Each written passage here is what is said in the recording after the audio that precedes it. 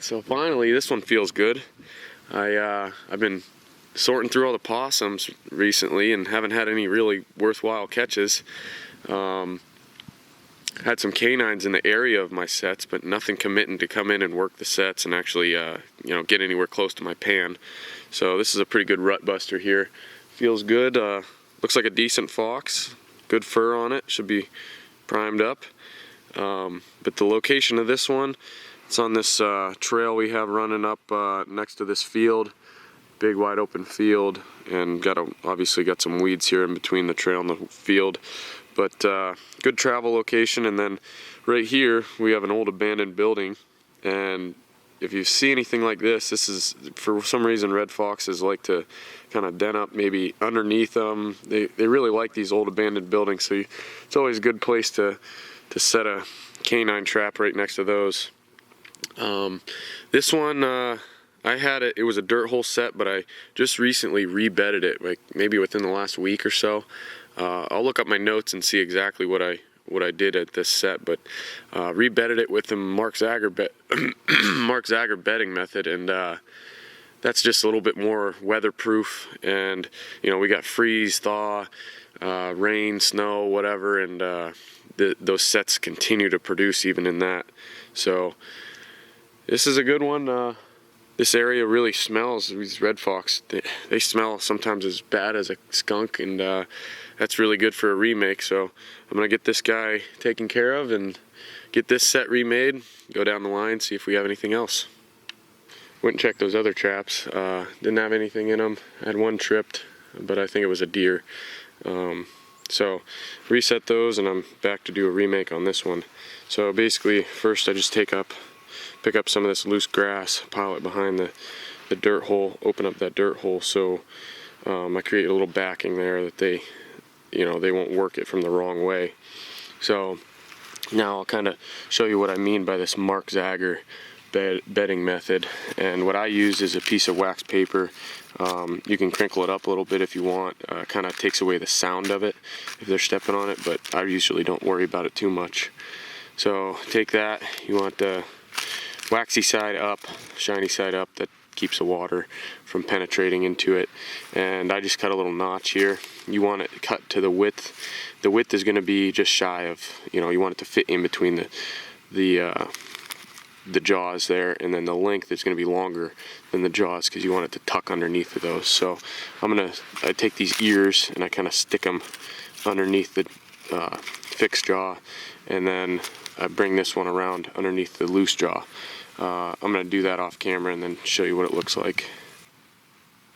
Alright, so I got these little ears tucked under, and I kind of wrap them around that fixed jaw, and that kind of puts them in place. Then you want to night latch and tuck this underneath the loose jaw.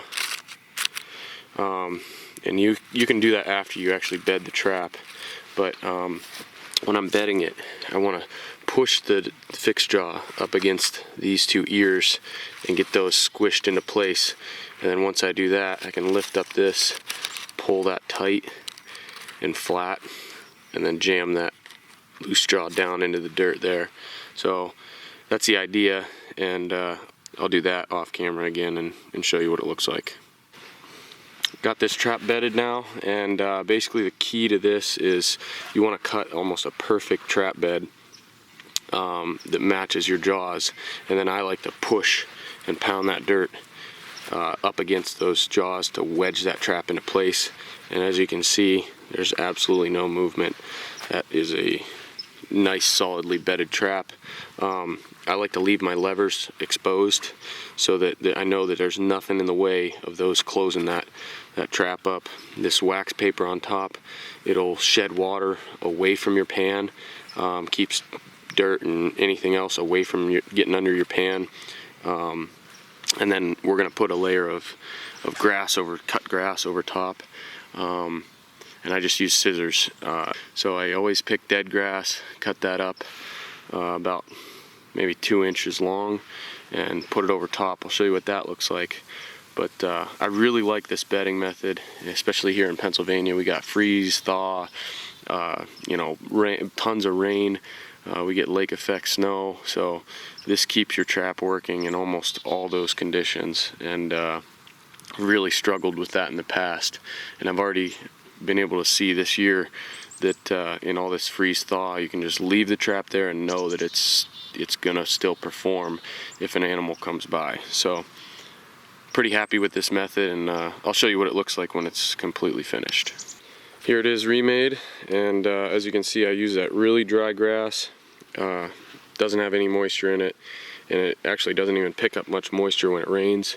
Dries out really quickly after a rain, and I spread it out and blend it really far so that that animal can't tell where that trap is and won't avoid one, you know, spot that's a little bit different than the rest. They have to come over that and step on this to even come close to investigating that dirt hole, and they won't know the difference between this step and the next step that, you know, the trap is underneath of. So this thing is now bedded and ready to go, and it's got plenty of scent here. The foxes, like I said, they're just about as smelly as a skunk sometimes, and that's going to float out there, carry a long ways, and call a lot of animals in from far away. But once they get here, we want them to focus on that hole, and so that's why we need to add another bait to the hole. I don't know if this one, you know, pulled that out or what, but we're going to want to focus them to that hole and have them dig at something that they're going to want to eat now.